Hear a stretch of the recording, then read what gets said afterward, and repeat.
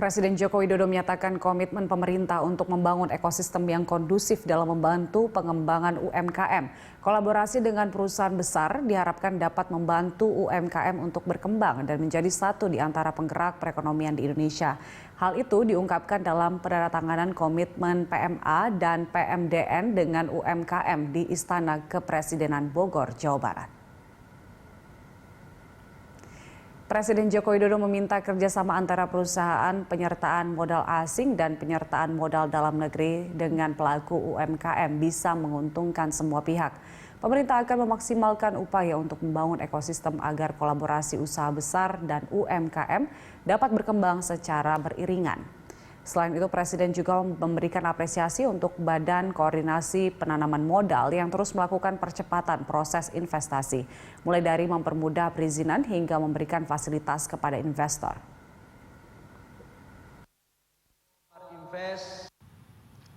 Undang-Undang Cipta Kerja telah diundangkan dan peraturan turunannya juga akan segera diterbitkan. Sudah ada yang selesai dan yang lain segera menyusul untuk terus meningkatkan kemudahan berusaha.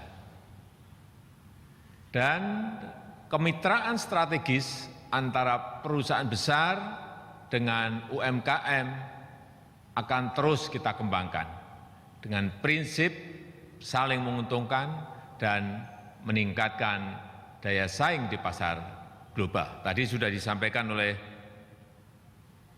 Bapak Kepala BKPM secara gamblang dan jelas.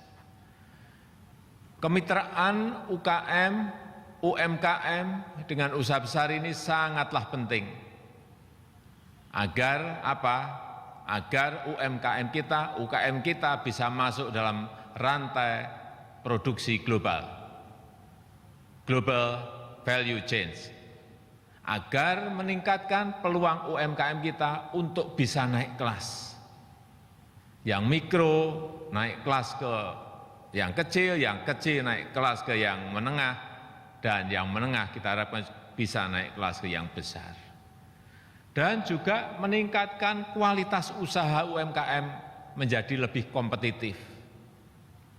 Artinya apa? Kualitas produknya menjadi lebih baik,